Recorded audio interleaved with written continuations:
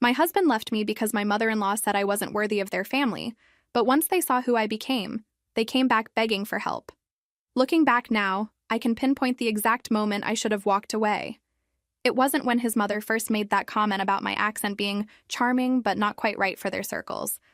It wasn't even when she asked what my father did for a living with that particular tone that made it clear she already knew and disapproved.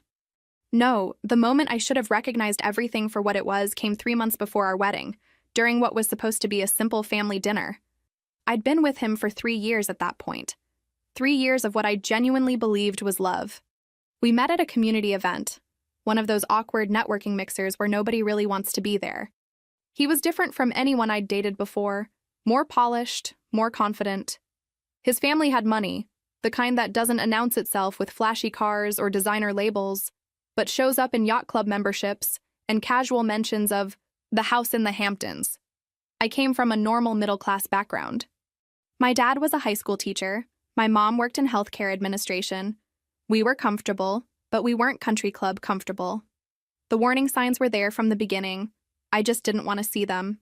The first time I met his parents, his mother had looked me up and down in a way that made me feel like a specimen under a microscope. She'd asked where I went to college with this hopeful lilt in her voice, and when I named my state school, something flickered across her face. Disappointment, maybe, or confirmation of something she'd already suspected. His father had been kinder, asking about my major and my career plans with what seemed like genuine interest. But I caught him glancing at his wife, reading her reactions, adjusting his warmth accordingly. I remember leaving that first dinner feeling like I'd failed a test I didn't know I was taking. My boyfriend, he assured me it went well, that his parents liked me, but there was something hollow in his voice, something that should have told me he was trying to convince himself as much as me. His mother tolerated me at first. She was always civil, always smiling, but there was something calculating behind her eyes, like she was waiting for me to prove her suspicions correct, whatever those were. I tried so hard to win her over. I researched etiquette online, watching videos about which fork to use and how to hold a wine glass properly. I dressed carefully for family events, spending money I didn't really have on clothes that looked expensive without actually being expensive. I learned about their interests, reading up on classical music and golf and whatever charity organizations his mother was involved with that month. I thought if I just worked hard enough, showed her how much I loved her son, she'd eventually accept me.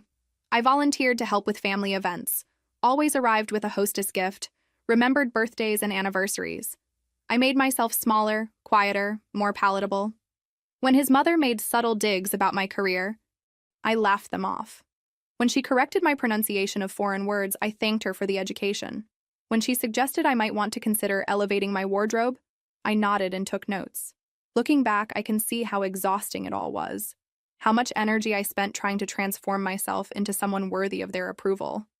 My best friend noticed, kept asking why I was changing, why I seemed so anxious all the time. I told her it was just wedding stress, normal adjustment to joining a new family. But it wasn't normal. It was slowly eroding who I was, piece by piece, and I was too in love to notice. The dinner happened on a Saturday in June. They'd invited us to their house, one of those sprawling properties with a name instead of just an address. His mother had insisted on cooking, which should have been my first red flag because she never cooked. They had people for that. But she wanted it to be intimate, just the four of us. Her, his father, him, and me. Everything started pleasantly enough. His father asked about my job, and I was excited to share that I'd just been given more responsibilities at work. I was managing a small team at a mid-sized company, nothing glamorous, but I was proud of what I'd accomplished. His mother smiled through the conversation, but I noticed she kept steering topics back to their family friends, people with titles and surnames I was supposed to recognize. Then came the moment that changed everything.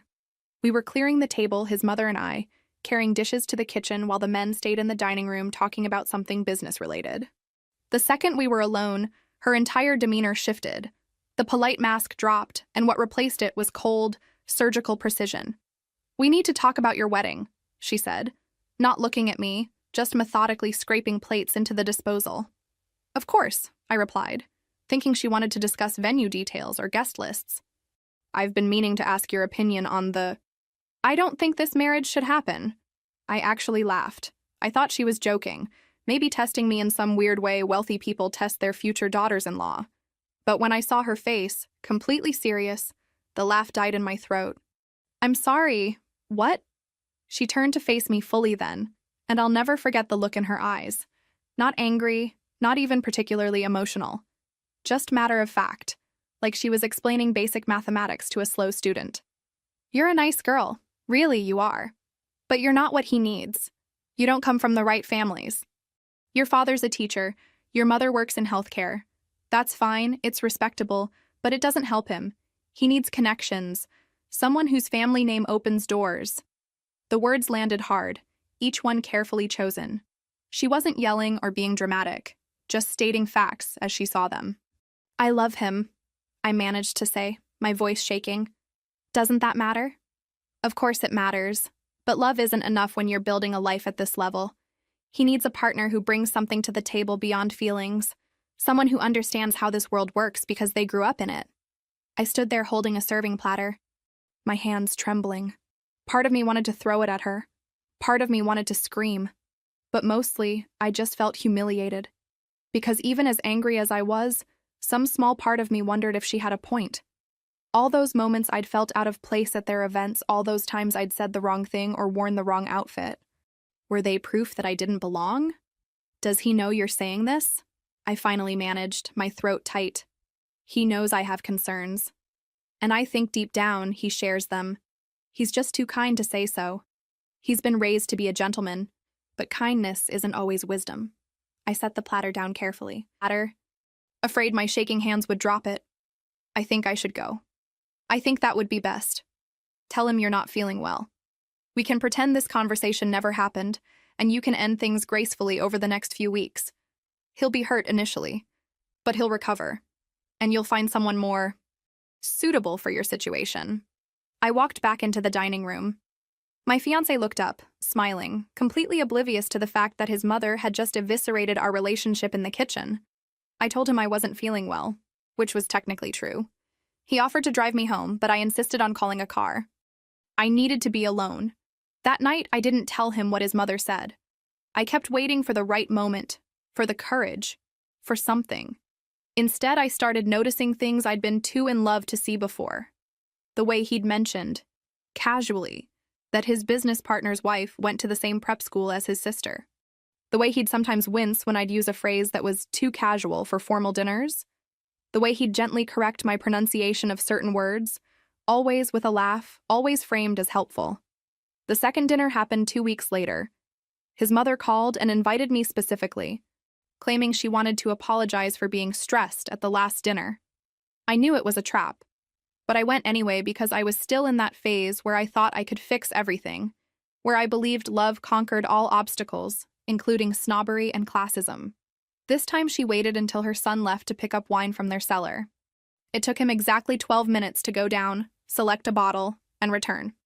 In those 12 minutes, she systematically destroyed every illusion I had about my future with this family. "I've had time to think," she started, keeping her voice low. "And I need to be direct. My son needs someone who can help him professionally. Someone from the right families. You understand what I'm saying, don't you?" "Not really, no. His father and I have spent generations building connections. He needs a wife who already has those relationships. Someone people know. You'd be starting from zero. That's not fair to him." "Not fair to him? What about what's fair to me?" She waved that off like it was irrelevant. "You seem like a nice person, but nice isn't enough. He needs strategic advantage. Can you give him that?" When he came back with the wine, I gave him an ultimatum right there at the table. Me or his mother's approval. Choose. His father looked uncomfortable, actually started to say something like, "Now let's all just..." But his mother cut him off with a look. My ex looked confused and cornered. "That's not fair," my ex said. "You're making me pick sides when there don't need to be sides. Your mother just told me I'm not good enough for your family. That I'll hold you back. So yes, there are sides. Which one are you on?" His father tried again. "I think we should all take a breath and..." But my ex was already looking at his mother, then at me, then back at his mother. And in that moment of hesitation, in those few seconds of silence while his father's attempted intervention died in the air, I had my answer. "Maybe," he started slowly, painfully, "maybe Mom has a point about us being from different worlds. Not that you're not good enough," he added quickly, seeing my face. Just that we want different things. Need different things. I took off the ring right there. Set it on the table next to the expensive wine I'd never drink. His mother didn't even try to hide her relief. His father looked away. And my fiancé just sat there, not stopping me, not fighting for us, not doing anything except proving his mother right about one thing. He wasn't strong enough to stand up for what he wanted. I walked out of that house and didn't look back. The next few weeks were a blur of canceled vendors, awkward explanations to confused friends who'd already bought dresses and booked hotels, and sleeping on my best friend's couch. She was furious on my behalf, wanted me to tell everyone what his mother had said, posted on social media, make sure everyone knew exactly what kind of people they were. But I couldn't. I was too humiliated, too defeated, too busy wondering if maybe they were right about me all along. I just wanted to disappear. I spent my days at work pretending everything was fine, deflecting questions about wedding plans with vague answers about postponing and reconsidering. At night, I'd lie on that lumpy couch and replay every moment of the relationship, looking for signs I'd missed, ways I'd failed, proof that I'd never been good enough in the first place. The worst part was the silence from him. No calls, no texts, no attempts to fix things or even explain. Just nothing. Like our 3 years together could be erased with a conversation and a returned ring. I kept expecting him to show up, to tell me he'd made a mistake, to fight for us. But he never did. And that absence said more than any conversation could have. My best friend, bless her soul, wouldn't let me wallow forever. After 2 weeks of watching me mope around in pajamas, barely eating, jumping every time my phone buzzed with hope that it might be him, she physically dragged me out of her apartment. "You're not staying on my couch forever," she declared, practically pushing me into her car. "And you're not going to let those pretentious assholes take up any more space in your head. We're finding you an apartment today." "I can't afford anything decent," I protested weakly. "Not after losing the deposits on the wedding venue, and so you'll live somewhere small. So what? At least it'll be yours. Your space, your rules, no judgment from anyone about whether you're fancy enough to exist there." We spent that Saturday looking at apartments in my budget, which meant tiny and old, but livable. My best friend had opinions about all of them, pointing out weird smells and suspicious stains and questionable neighborhoods. But when we walked into a small one-bedroom on the 3rd floor of a building with peeling paint but good bones, something clicked. "This one," I said, standing in the empty living room with sunlight streaming through the windows. "Really? The kitchen's tiny and there's no dishwasher and—" "This one," I repeated. "It's mine. Nobody else's. Just mine." We found a small one-bedroom in an okay neighborhood. Nothing fancy, but it was mine. The security deposit took most of my savings, along with the money I'd lost on wedding deposits I couldn't recover, and I had to buy furniture secondhand from online marketplaces and thrift stores. My best friend helped me move in with her boyfriend's truck, and we spent a whole weekend assembling mismatched furniture and hanging curtains I'd found on clearance. Standing in that empty apartment on move-in day, I cried. Not sad tears exactly, more like release tears. This space wasn't impressive or elegant or likely to appear in any home magazine, but it was mine, truly mine, and nobody here cared whether I was ordinary or not. Slowly, piece by piece, I built something that felt like home. Work became my refuge in those early months. I threw myself into projects with a dedication bordering on obsessive, volunteering for extra assignments, staying late, coming in early. If I was working, I wasn't thinking about him or his family or the future I'd lost. If I was busy, I wasn't wondering what was wrong with me. My manager noticed. She pulled me aside one day, concern written across her face, and asked if everything was okay, if I was dealing with something. I gave her the abbreviated, sanitized version: broken engagement, starting over, using work to stay focused. She nodded like she understood more than I was saying, like maybe she'd been there herself once. "I appreciate your dedication," she said carefully. "But don't burn yourself out trying to outrun whatever you're feeling. Sometimes you have to let yourself feel it." She was right, of course. But feeling it hurt too much, so I kept running. 3 months after the breakup, my best friend decided I'd been a hermit long enough and dragged me to a party. I didn't want to go. The thought of making small talk and pretending to be okay exhausted me before we even left her car. But she wouldn't take no for an answer. "You've been a recluse long enough," she insisted, already pulling into the parking lot. You're coming. You're wearing something that isn't work clothes, and you're going to talk to at least 3 new people who aren't me. Those are the non-negotiable rules. The party was at someone's apartment. Too many people crammed into too small a space. Music too loud for real conversation. I immediately regretted coming, and was calculating how long I had to stay before I could politely escape when I saw him near the kitchen, looking as uncomfortable as I felt. He was tall, had kind eyes, and was very clearly trying to figure out his own exit strategy. We made eye contact accidentally, and something about his expression of mutual misery made me smile. You don't want to be here either, I said. Not really a question. Is it that obvious? He replied, laughing. I thought I was hiding it better. You're doing terribly. I could spot a fellow escapee from across the room. In my defense, I was specifically told I couldn't leave before 10 o'clock, and I've been watching the clock like it holds the secrets of the universe.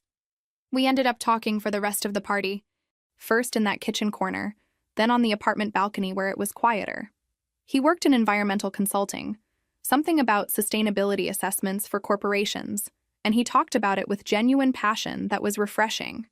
No pretense, no name-dropping, just someone who clearly cared about what he did. He asked about my work because he was actually interested, not because he was evaluating whether it was impressive enough. He laughed at my jokes without analyzing whether they were appropriate for mixed company. He didn't comment on my clothes or my pronunciation or ask about my family background. He just talked to me like I was a person worth talking to, and it was the most comfortable I'd felt with someone new in years. When the party ended, we exchanged numbers. For coffee, he said. If you want. No pressure, just you seem cool, and I'd like to talk to you more when there isn't terrible music and overcrowding involved. Our first date was coffee on a Sunday morning at a local cafe, where the barista knew his order and the chairs were mismatched but comfortable. We sat there for 4 hours, talking about everything and nothing. He told me about growing up in the suburbs with parents who were still happily married after 30 years, about his sister who taught elementary school, about his college years studying environmental science. His life sounded wonderfully, beautifully normal. I told him some of my story, the edited version at first. Broken engagement, starting over, figuring things out. He didn't pry for details I wasn't ready to share, didn't analyze every word I said for hidden meaning. He just listened and occasionally said things like, "That sounds really hard," or "You seem to be handling it well," without trying to fix me or offer unsolicited advice. For the first time since the breakup, I went an entire afternoon without thinking about my ex. It felt like freedom, like breathing after being underwater too long. We took things slowly after that. After everything with my ex, I was cautious, scared to trust my own judgment again. What if I was wrong about this person too? What if I was missing red flags again? But the more time I spent with him, the more I realized this felt different. Felt real in a way that didn't require constant translation or interpretation. He was exactly who he presented himself to be. No hidden agendas, no family politics to navigate, no tests to pass. When he said he'd call, he called. When he made plans, he kept them. When I had a bad day, he listened without trying to solve it or minimize it. Simple things, basic things, but they felt revolutionary after years of second-guessing everything. Around month 4, right when things were getting serious, my promotion came through. I'd been at the company for 5 years, and my dedication, all those late nights and extra projects, had finally paid off in ways I never expected. They created a new senior position and offered it to me. The salary increase was significant enough that I actually gasped when I saw the offer letter. Not wealthy by any means, but enough that I could finally breathe, could actually save money instead of living paycheck to paycheck, could stop buying everything secondhand and treat myself occasionally without guilt. My manager pulled me into her office to give me the news personally. "You've earned this," she said simply. "Your work speaks for itself, and the leadership team agrees you're ready for this next level. Congratulations." I called my best friend first, ugly crying in the parking lot from relief and joy, and the sheer overwhelming validation of it all. Then I called my new boyfriend, who answered on the first ring like he'd been waiting. "So," I said, trying to steady my voice. "Remember how I said I was hoping for a promotion? You got it." He said it as fact, not a question, like he'd never doubted it for a second. I got it. His whoop of joy through the phone made me laugh and cry harder. "We're celebrating, tonight, wherever you want." He took me to dinner at a good restaurant. Not anywhere fancy or trying too hard, just a solid place where the food was excellent and we could hear each other talk. He was more excited than I was, genuinely proud of me in a way that felt uncomplicated and pure. No calculations about what it meant for his status or career, no evaluation of whether my success enhanced or threatened him. Just pure happiness that I'd achieved something I'd worked hard for. "You know what this means?" he said, grinning over dessert. "You can finally get a couch that isn't held together by hope and duct tape." I laughed for the first time in what felt like forever. Really laughed. The kind that makes your stomach hurt. And then the tears came, because I realized how much I'd been holding in, how long I'd been just surviving instead of living. He reached across the table and took my hand, not saying anything, just being there. And that was enough. That was everything. He came over that weekend and helped me assemble new furniture. Cheap stuff from a big box store, but it was new, and it was mine, and I'd chosen it without anyone's approval. We put together shelves and a bookcase, and he made terrible jokes about the wordless instruction diagrams, and my apartment slowly stopped feeling like a temporary landing spot and started feeling like home. 6 months after the breakup, I was actually happy. Not pretending, not performing, but genuinely content with my life. The thought of my ex and his family still stung, but it was becoming background noise instead of the main soundtrack. I was building something real, something that belonged to me. Then the universe decided I'd had enough peace. I was shopping for work clothes at a department store downtown. My promotion meant more client meetings, and I needed to look the part, when I literally bumped into someone while looking at blazers. When I looked up to apologize, I recognized her vaguely.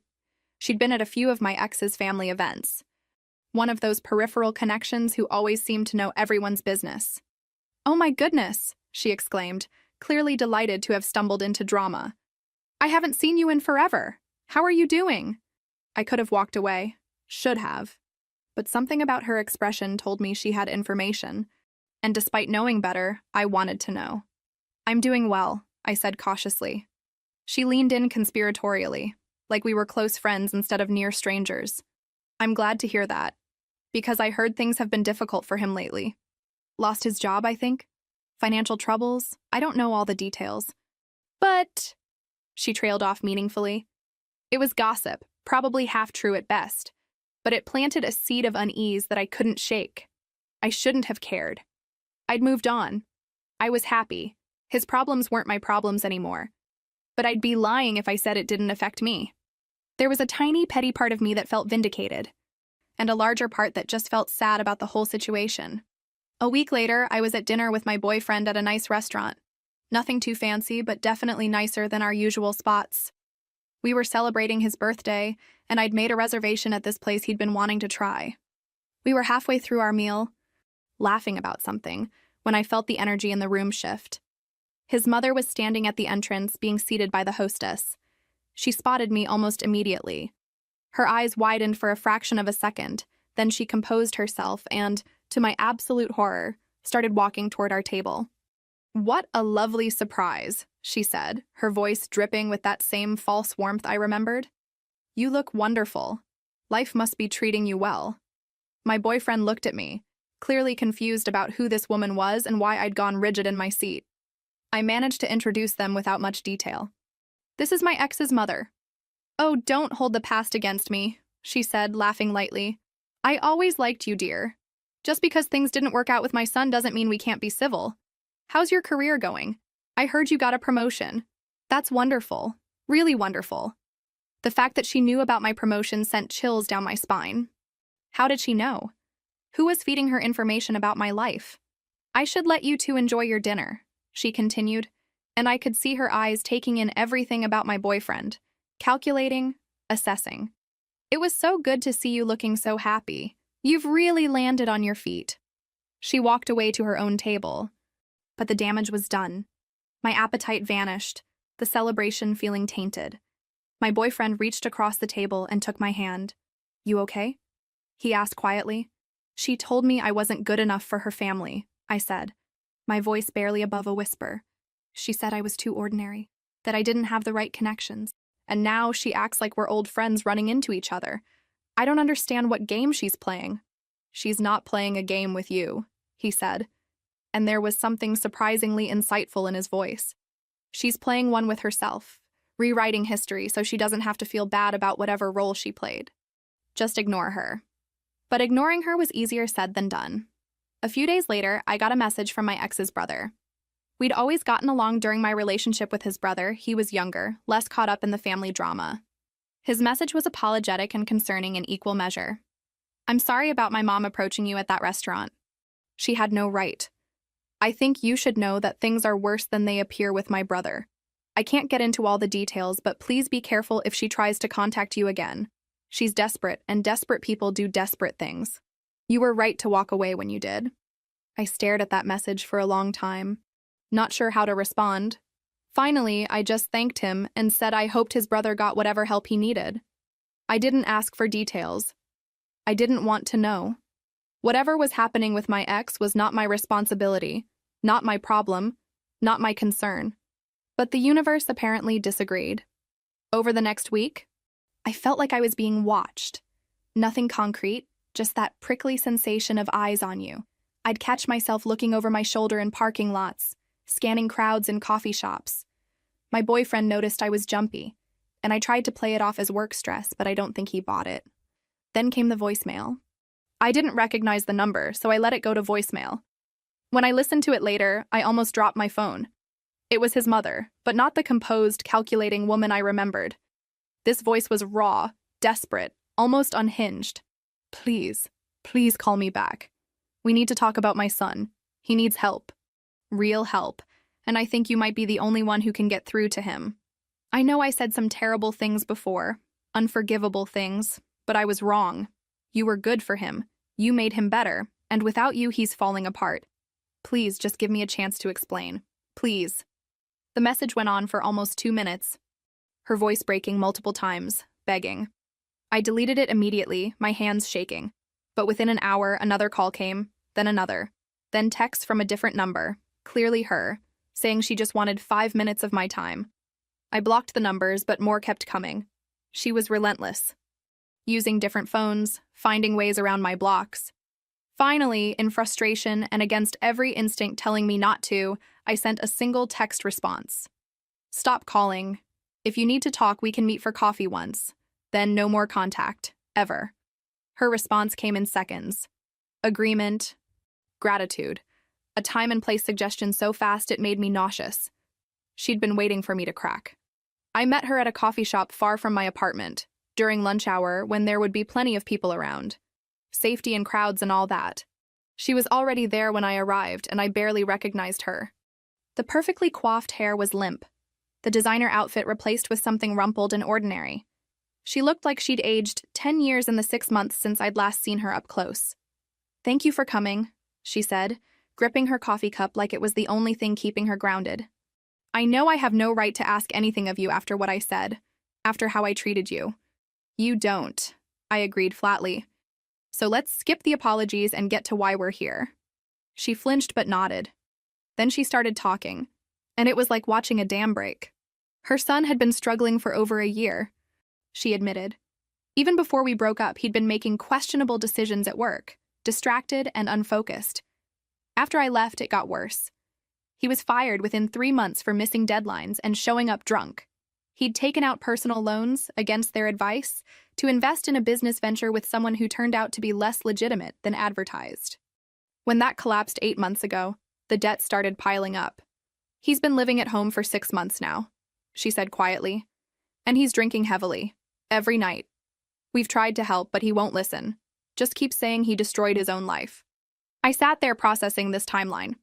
A 1.5 years of steady decline. Not the rapid collapse I'd imagined. It made more sense, though it didn't change anything. I think you're the only person he ever really listened to. I think if you talked to him, showed him you don't hate him, maybe he could find a way forward. Let me be very clear, I said slowly, deliberately. I am not responsible for his choices or his mental health. I am not a magical cure for his problems. And I am definitely not getting back together with him to make you feel better about how things turned out. I'm not asking for that, she said quickly, though I could see in her eyes that somewhere, deep down, that was exactly what she was hoping for. I'm just asking you to talk to him, as a friend, As someone who cares, I don't care, I said, and I meant it. Not anymore. I can't afford to. I've built a life without him, a good life, and I'm not going to let his crisis pull me back into that world. I'm sorry he's struggling. I genuinely am. But I cannot be part of his recovery. That's not fair to him, to me, or to the life I've built. I stood up to leave, and she grabbed my wrist, desperate. Please. I know I was wrong about you. I know I said horrible things. My son made a terrible mistake listening to me. Doesn't that mean anything? It means you'll say whatever you need to say to get what you want, I replied, pulling my arm free. Just like before. Get your son professional help, a therapist, someone trained for this, not his ex. I walked out of that coffee shop and immediately called my boyfriend. I needed to hear his voice, needed to remember what healthy looked like. He picked up on the first ring, and just the sound of his hello made me feel steadier. That night, I got a long message from my ex himself. Not orchestrated by his mother this time, I could tell by the writing style and the raw honesty of it. He apologized for everything. For listening to his mother, for not fighting for us, for letting me walk away, for being too weak to stand up for what we had. He said watching me move on while he fell apart had been the wake-up call he needed to see how wrong he'd been about everything. I chose status over love, prestige over happiness, my mother's approval over my own heart. And I've paid for it every single day since. I'm not asking you to take me back. I don't deserve that. I'm just asking you to know that you were right about everything, and I was the fool who couldn't see it until it was too late. I hope your new boyfriend knows how lucky he is. I hope someone is finally treating you the way you deserved to be treated all along. It was one of the most honest, vulnerable things he'd ever written to me, and it changed nothing. I wrote back a simple response. I forgive you for how things ended. I appreciate the apology, but we both need to move forward separately. I hope you get the help you need, but I can't be part of that process. Please don't contact me again. I wish you well. Truly. His brother sent me one more message a few days later. Their mother was pushing hard for his brother to win me back, seeing me as some kind of magic solution to all their problems. He wanted me to know that his brother's issues went deeper than just depression and alcohol. There were other substances involved, other problems they'd been hiding. He wanted me to be prepared in case things escalated, and he was sorry I was being dragged back into their family mess. I thanked him for the warning and told him the same thing I'd told everyone else. I'd moved on, and they needed to respect that. Then I blocked his number too. It felt harsh, but necessary. Every connection to that family was a potential entry point for more drama, and I needed to seal all the doors. The next few weeks were harder than I expected. Not because I wanted my ex back or regretted my decision, but because the whole situation had infected my peace. At work, colleagues started asking subtle questions about my personal life after someone mentioned seeing some kind of scene in the parking lot. I had no idea what they were talking about until someone described a woman matching his mother's description hanging around my car one afternoon. My best friend noticed I was jumpy again, flinching at every text notification, checking over my shoulder constantly. The confidence I'd rebuilt was cracking under the pressure of being watched, contacted, pursued. My boyfriend finally sat me down one night after I practically jumped out of my skin when his phone buzzed.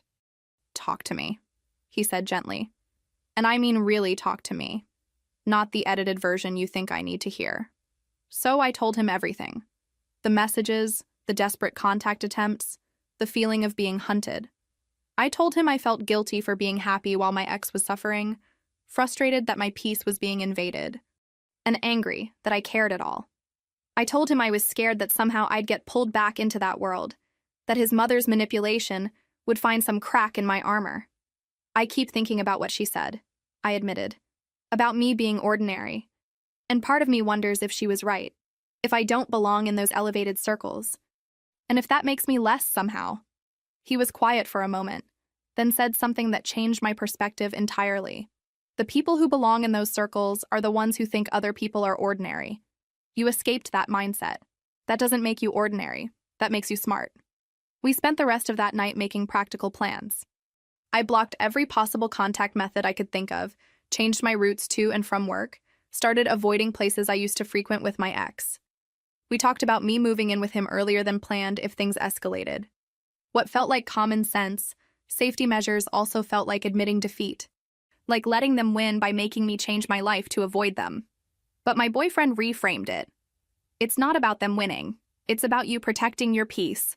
That's not weakness, that's wisdom. I wanted to believe him. Some days I did. Other days I just felt exhausted by the whole thing. Why couldn't they just leave me alone?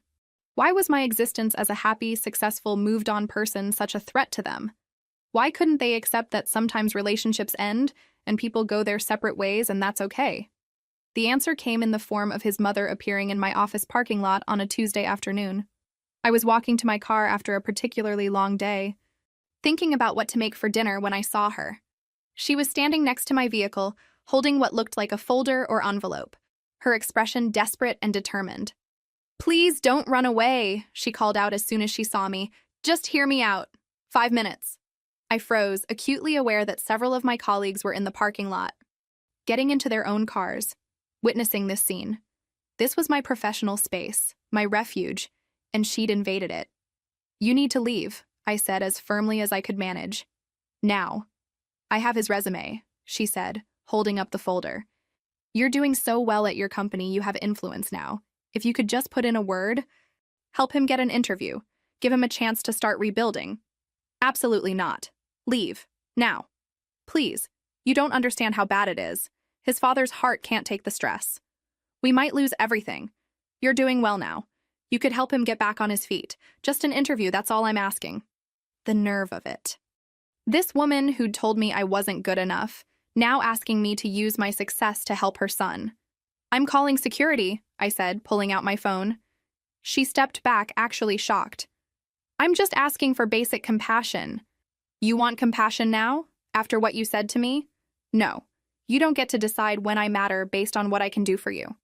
I got in my car and drove away, hands shaking so badly I had to pull over after a few blocks to collect myself. I called my company's security office and reported the incident. I called my boyfriend and told him what happened.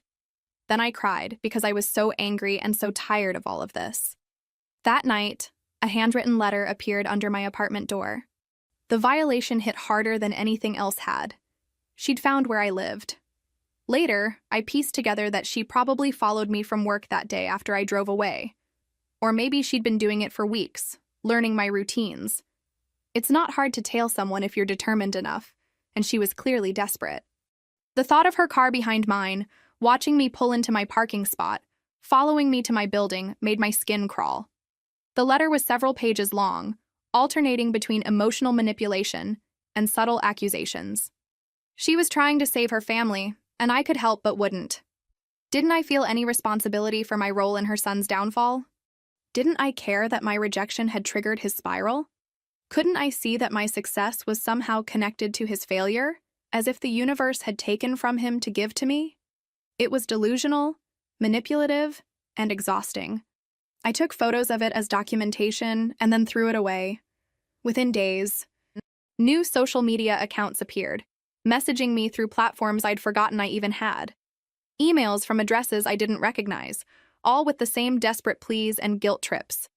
My ex's brother reached out one final time, apologizing for his mother's behavior and offering to intervene. He said he could talk to her more forcefully, involve his father, do whatever I needed to make her stop. I appreciated the offer but declined. Getting more involved with that family, even with good intentions from him, would only prolong the nightmare. Instead, I documented everything. I spoke with a lawyer friend who helped me understand my options. I alerted my workplace security about the situation. I changed passwords, locked down social media, and made sure my boyfriend knew the full extent of what was happening. These weren't fun steps to take, but they were necessary. My boyfriend moved in temporarily. Just until things calmed down, we told ourselves. Having him there helped immensely. I wasn't jumping at every sound or checking the locks obsessively. I'd spoken with a lawyer friend about getting a restraining order. She walked me through the process, explained what I'd need. But here's the thing they don't tell you. Getting a restraining order means going to court, facing them, reliving everything in front of a judge, creating a permanent public record. And at that point, it had only been letters and phone calls. Annoying, invasive, but not technically threatening enough to guarantee approval. My lawyer friend said I had a case, but it wasn't slam dunk, and the process would take weeks during which they'd know I was pursuing legal action, which could escalate things. So I did what I could without court involvement. Documented everything, alerted building security with photos of his mother and ex, changed all my passwords, and had my boyfriend stay over. I told myself if they showed up in person again, that would be the line. That would be when I'd file. I should have filed anyway. That's the thing about boundaries. You set them and then you second-guess yourself, wonder if you're overreacting, hope it'll just stop on its own. 3 weeks passed with no contact. I started to breathe easier. I went to the beach with my best friend for a long weekend. The first real break I'd taken in over a year. We laughed about old times, made new memories, and I felt like myself again. The version of myself that wasn't defined by my ex or his family, or any of that drama. Just me, living my life, happy. One evening, my boyfriend took me to meet his parents for dinner. I'd met them briefly before, but this felt more official somehow. I was nervous, old anxieties about not being good enough creeping back in. But his mother asked about my work with genuine interest. No agenda behind the questions. His father told terrible dad jokes and everyone groaned and laughed. They treated me like a person, not a prospect. Like someone their son cared about, not a strategic acquisition. Sitting at that dinner table, watching this normal, functional family interact with basic kindness and respect, I realized how toxic my previous relationship had really been. Not just the end, but the whole thing. The constant evaluation, the feeling that I was always on probation, the exhausting performance of being good enough. I'd thought that was normal, that all families operated that way. But they didn't. Some families just accepted people. When we left that night, I cried in the car. I cried. Happy tears this time. My boyfriend held my hand and didn't ask questions, just let me feel whatever I needed to feel. For the first time in almost a year, the future felt more real than the past. I could see it, could imagine it, could believe in it. And it looked nothing like the life I'd thought I wanted before. The peace lasted exactly 11 more days. We were having dinner at my apartment, nothing fancy, just pasta and wine and easy conversation about our days, when someone started pounding on the door. Not knocking politely, pounding.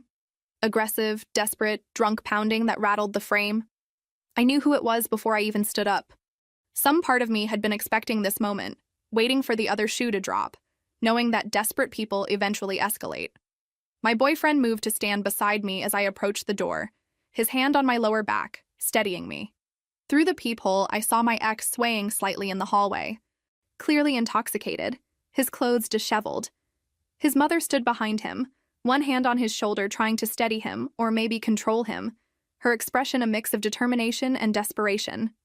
The sight would have been pathetic if it wasn't so violating, so terrifying in its implications. "Open the door," my ex slurred loudly enough for the whole floor to hear, his words running together. "We need to talk. You can't just ignore me forever. You can't just pretend I don't exist. You owe me a conversation at least. 3 years. You owe me something for 3 years." "I don't owe you anything," I called back through the door, my voice steadier than I felt. Adrenaline sharpening my words. "You need to leave. Now. 5 minutes. Just give me 5 goddamn minutes to explain everything. To show you I've changed. To tell you what I should have said when I had the chance. Please." His voice cracked on the last word, genuine pain breaking through the alcohol. His mother's voice cut in, sharper, more controlled, the manipulation instinct kicking in even now. "We just want to talk like reasonable adults. Surely you can give us that much after everything we meant to each other, after being practically part of our family for 3 years. My boyfriend pulled out his phone, his jaw tight. "I'm calling the police," he said loudly enough for them to hear, his finger already hovering over the screen. There was a beat of silence, then more pounding, harder this time. "You're really going to do that to me? After everything we were to each other? You're going to call the cops like I'm some dangerous stranger? Like I'm nothing to you?" "You are a stranger now," I said, my voice gaining strength from my boyfriend's presence beside me, from the rightness of this boundary. "And you're trespassing. And you're drunk. Leave now or the police will make you leave." More pounding, then his mother's voice again, trying a different tactic, the weaponized compassion that had probably worked on him his whole life. "He's not well. Can't you see that? Can't you hear it in his voice? He needs help. He needs someone who understands him. You knew him better than anyone. Can't you have a little compassion, a little humanity? He needs professional help," I responded. pressing my hand against the door like I could push them away through it. Not me. There are therapists, counselors, programs designed for exactly this. But I cannot be part of his recovery. It's not healthy for him or for me. Please go. Then something unexpected happened. My ex's voice changed, became clearer somehow, more sober, like the desperation had burned through some of the alcohol haze. You were right, he said quietly, and I could hear him closer to the door now, maybe leaning against it. About everything. About my mother, about us, about all of it. I should have defended you. I should have chosen you. I should have told her to go to hell and married you anyway. And I didn't, and I've regretted it every single day since. Every single day. The apology might have been sincere, but the context made it manipulation. Standing outside my door, drunk, with his mother as backup, demanding access to my home and my life and my emotional energy, that wasn't genuine remorse. That was desperation wearing an apology as a costume, trying to find any angle that might work. Then his mother must have seen my boyfriend through the peephole, or maybe saw our shadows under the door, because her tone shifted again, sharpening into accusation. There's someone else? Already? How long has this been going on? The accusation was absurd. I met him months after we broke up. Not that I owe you explanations. My ex tried to look through the peephole, pressing close to the door. When he realized what his mother had said, when it sank in that I'd actually moved on, something broke. I could hear it in the silence that followed. Then he turned on his mother. His voice was different, louder, angrier than I'd ever heard it. This is your fault. You know that, right? She left because of you. Because you couldn't just let me be happy. Had to make everything about the family name and connections and all that bullshit. His mother sounded stunned. I was protecting you. You were controlling me, and I let you. I actually let you ruin my life because I was too weak to tell you no. There was a thud, like he'd hit or leaned heavily against the wall. Look at us. We're standing outside her door begging.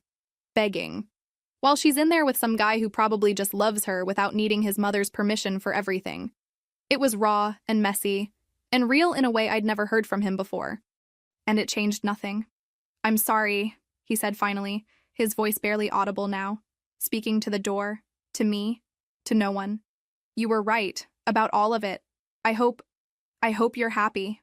Then I heard footsteps walking away, unsteady and slow. Just his. His mother stood there for what felt like forever, and I could practically feel her trying to decide whether to keep pushing. Finally, I heard her heels clicking away down the hallway too. My boyfriend and I stood there in silence for a long moment. Then he pulled me into a hug, and I finally let myself fully exhale. It's over, he said quietly. It's over, I agreed. The next few days were quiet. No messages, no calls, no surprise appearances. Then my ex's brother sent one final text. Over our brief exchanges, I'd learned he was the youngest, had always been the disappointing child because he'd chosen teaching over business, and had watched his brother suffer under their mother's expectations for years. Mom finally backed off after Dad threatened to leave her if she didn't stop.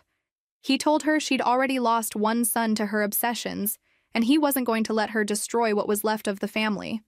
First time I've ever seen him stand up to her like that. I'm taking my brother to his first real therapy appointment tomorrow, and to a support group meeting this week. I wanted you to know because you deserve to know this isn't on you. Our family's problems existed long before you, and you walking away probably saved yourself from years of this. Thank you for being kind even when we didn't deserve it. I hope you're happy. It was more closure than I expected. I thanked him and wished him luck with his brother, and that was it. No more contact needed or wanted. Work became engaging again instead of just a distraction. My team successfully launched the project we'd been working on, and the recognition was genuine and earned. My best friend threw me a small celebration, just a few close people, and it felt like marking the end of an era and the beginning of something better. My boyfriend and I signed a lease on a bigger apartment, one that would be ours from the start. No baggage, no history, just a fresh space for a fresh start. We spent weekends furniture shopping and painting walls and arguing cheerfully about whether the couch should go under the window or against the opposite wall. One Saturday, while we were assembling yet another piece of furniture with terrible instructions, he looked up at me and said, "I'm proud of you. For how you handled all of that. For not letting them break you. I let them break me a little, I admitted. At the beginning, I definitely let them break me. And then you put yourself back together. That's the part that counts. Maybe he was right. Maybe the breaking wasn't the failure the staying broken would have been. I'd gotten up, built a new life, protected my peace, and refused to let someone else's crisis become my own. That had to count for something. Sometimes I still think about my ex and wonder how he's doing. If he's stuck with therapy, if he's managing better, if he found some peace.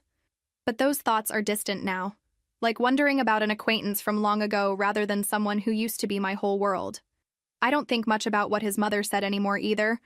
The labels she tried to put on me don't stick like they used to. I have a job I worked hard for, a relationship built on actual respect, friends who show up when it matters. That's enough. My boyfriend proposed 3 months after everything settled. Nothing fancy, just dinner at home and a ring he'd saved up for, and a simple question asked while we were washing dishes together. No elaborate plan, no audience, no pressure. Just him looking at me across the sink with soapy hands and saying, "I want to do this forever. With you. Will you marry me?" I said yes without hesitation, without needing to weigh anything or wonder what anyone else would think. Just yes because I wanted to. We're planning a small wedding now. Maybe 40 people at a garden venue. His mother is helping, which is still surreal to me. She's genuinely excited, brings ideas without hidden agendas, actually listens when I say I don't want something. When I showed her my dress choice, she got teary and said I looked beautiful. Just that. No critique, no suggestions for improvement, just happiness. My parents are thrilled. My mom said last week, "I like this one. He looks at you like you're exactly enough." That observation made me tear up because it was so simple and so true. Sometimes I think about how different my life could have been. How I almost married into that family. Almost spent years trying to meet standards that kept shifting. Almost lost who I was. And I'm grateful his mother showed me who she was before I was legally tied to that family. She freed me, even if that wasn't her goal. The wedding planning isn't all smooth. We've had disagreements about the budget. My best friend has opinions about everything, and coordinating family schedules has been annoying. But it's normal annoying, not toxic annoying. There's a difference. I saw him once more, about a year after that confrontation at my door. I was at a coffee shop with my best friend, mid-conversation about her new job, when he walked in. He looked different. Healthier, like he'd gained back weight he'd lost. His clothes were neat, not expensive, but clean and put together. He was alone, ordering coffee with the casual ease of someone running a normal errand. Not the desperate mess who'd shown up drunk at my apartment. Our eyes met for just a second. There was a flash of recognition, then something else. Acknowledgement, maybe. Understanding. Possibly even mutual relief that we'd both survived what happened. He gave a small nod. I returned it. He collected his coffee and left without trying to approach or speak to me. No drama, no big moment. Just two people who used to know each other, crossing paths in a city, moving on with their separate lives. My best friend had seen the whole exchange. "You good?" "Yeah," I said, and I meant it. "I'm really good." He looked better. He did, I agreed. And I was glad for that. Genuinely. Not because I wanted him back or felt responsible for his recovery, just because seeing someone you once cared about doing better is a relief. Proof that maybe all that pain wasn't for nothing. "You think he's actually okay?" she asked. "I don't know.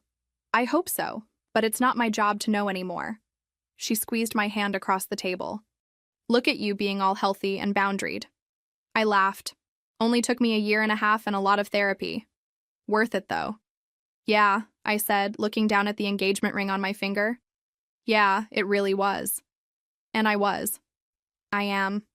I built a life that's mine, filled with people who care about me for who I actually am. My career is going well because I'm good at what I do. My relationship works because we're actually compatible, not because we're strategically aligned or meeting someone else's expectations. It's not perfect. We argue about money sometimes. I still have moments where I doubt myself. The wedding planning has its stressful moments. But it's real stress over real things, not the constant underlying anxiety of never being quite enough. His mother was wrong about a lot of things. But she was right about one. We were from different worlds. I just didn't realize that was actually a good thing. Her world looked shiny from the outside but was exhausting to live in. My world might be simpler, but it's genuine. And that turns out to be exactly what I needed all along.